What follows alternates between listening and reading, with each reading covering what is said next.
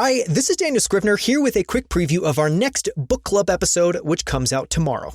In it, I'm joined by Nicolas Cole, who is one of the most read writers on the internet. Over the past decade, he's written over 5,000 articles online and ghostwritten for over 300 founders, C-level executives, New York Times bestselling authors, Grammy-winning musicians, and more.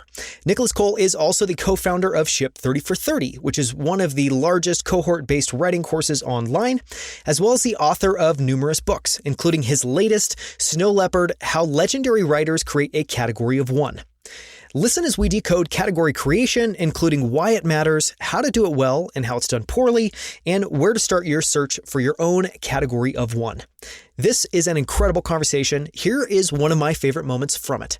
Tune in tomorrow to listen to the full episode. I want to start off with one of the ideas that seemed like it stood out to me because it seems like the genesis of if somebody hears that title, knows that it's about category creation, I think at least in my mind starts going into like, well, why? And one of the things you get into at the beginning of the book is competing with the same or trying to compete on the better axis, which means you're just opening yourself up to massive competition because you're competing with other people that are doing very similar things. And so your only margin, your only advantage is to do it slightly better, which scales linearly, takes an enormous amount of work, versus competing differently and competing on differentiation. I think it's really powerful. Can you talk about that idea a little bit and why that's so important? The simplest answer is if I say, I'm going to be better than Hemingway, I'm going to be the next Hemingway, I'm going to do so much more than Hemingway. The only thing you're thinking about is that you should remember to go read Hemingway, right? All I'm doing is just reminding you that I am the next best alternative. I'm like Diet Coke. I'm not the real thing, right? And so what most writers do is they root themselves in, okay, I want to be a mystery writer. So I'm just going to say I'm going to be the best mystery writer, or I want to be a memoir writer. I'm going to be the best memoir writer, right? But what they don't realize is they are unconsciously announcing to the world that I'm the same as everyone else, which means you have nothing sticky. You have nothing to hold on to. One of my favorite examples is, I can't say I'm an avid reader of the category, but I think the example is amazing, is romance.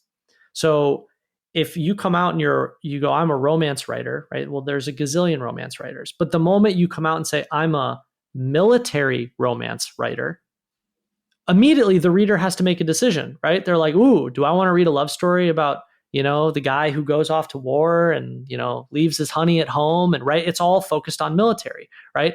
Versus then another writer comes along and goes, I write vampire romance.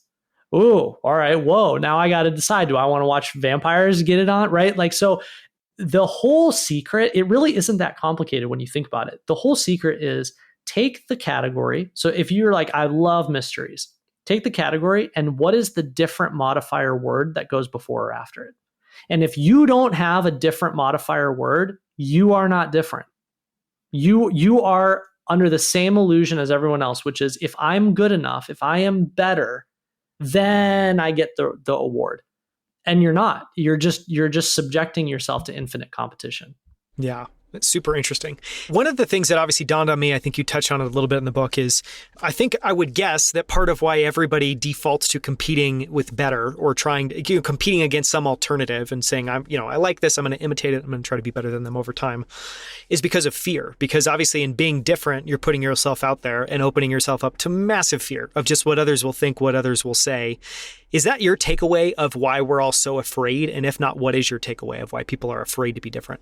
I mean, I think that, the deeply psychological reason is, we all say we want to stand out, but really we all just desperately want to fit in.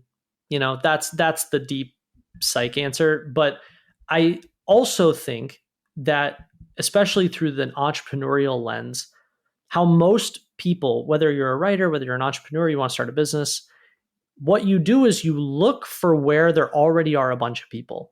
So you look at an existing category and you go, well, hey, there's tons of money being made in that category. Why don't I go in, do it better, and get my slice?